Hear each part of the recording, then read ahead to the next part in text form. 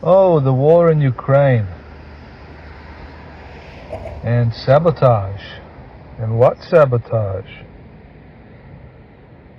As I'm making this video, an oil refinery burns in Novorossiysk.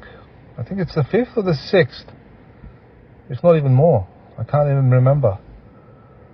In the number of Russian oil refineries that are burning, or have been destroyed or decommissioned by drone attack.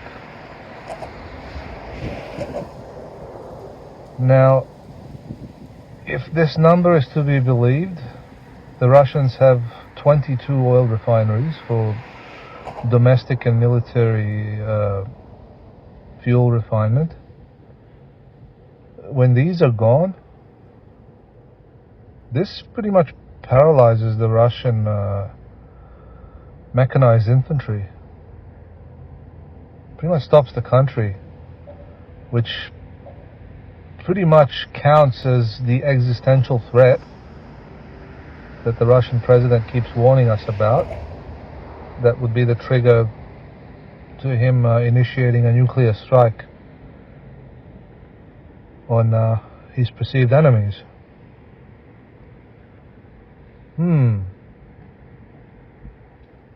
But let's forget about that.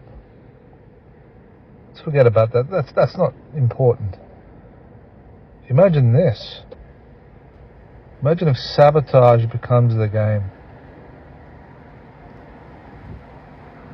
Imagine if you start getting partisan activity in your own midst.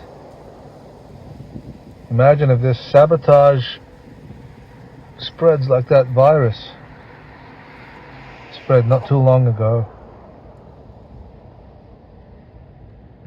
Wouldn't that make the world interesting? I mean, the country I live in has thousands upon thousands of kilometers of railway that it uses to transport minerals that it digs up towards the ports on the coast. Now, I think this is the biggest income of my country, or at least the biggest income of the corporations that dig up the minerals and sell them and perhaps leave something for the country to work with. Either way, there's a lot of this railway, and sabotaging a railway or derailing trains, whichever way you want to view it, isn't very hard. It's all you got to do is make the tracks a little wider here and there, and bang, one shipment is gone, and what remains is paralysis, because you got to really slow down the trains from there on in to make sure there's no other sabotage here and there. And if this happens a few times, I don't actually know what the protocol here is. If this happens more than once, maybe a simple phone call to say, I've rigged the track here, I've rigged the track there, paralyzes the whole country, at least the railways. Imagine that, if sabotage becomes the game. And I've named one thing. I'm sure there's plenty of other people that have, all sorts of crazy ideas.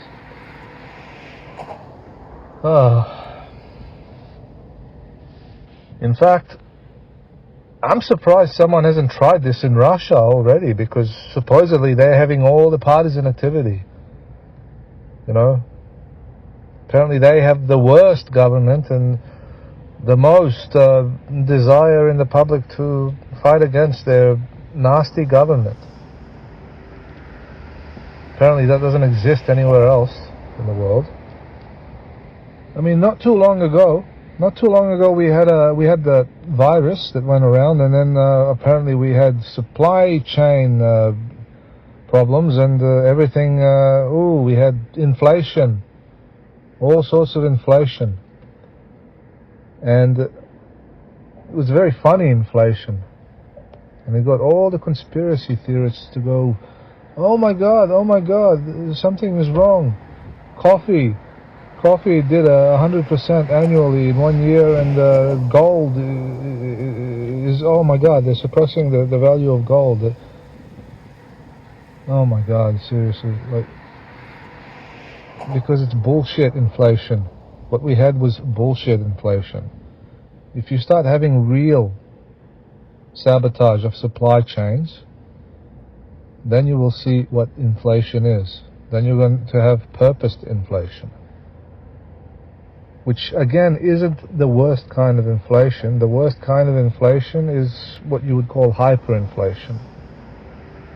Okay, and the way you get that is no one abroad will accept your currency because your government's about to collapse, and there won't be a state or a government to enforce the value of that particular currency, and everything you import from there on in is, you need a wheelbarrow full of money to buy it. Okay, that's real inflation. But just imagine if people start sabotaging the supply chains, which can be done in various ways. I don't want to go into too much detail, because someone might think I was thinking about it, but it's just an idea. In case of any real sabotage by a foreign state player, though,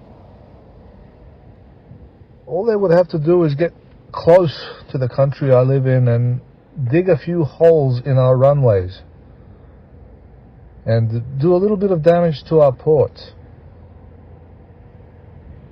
We would literally eat ourselves alive here. We would eat ourselves alive, even though this country produces enough food to feed like 70 million people, and there's way less of us. There's way fewer of us than that. Several times fewer, in fact. But, dang. Not being able to export our food and it becoming cheaper as a result, well, that would be sexist or racist or something, and they just wouldn't be allowed. So we wouldn't get price falls, I'm sure of that, but just imagine if a foreign player, I don't want to name any names, they had a few subs, just dig a few holes in our runways.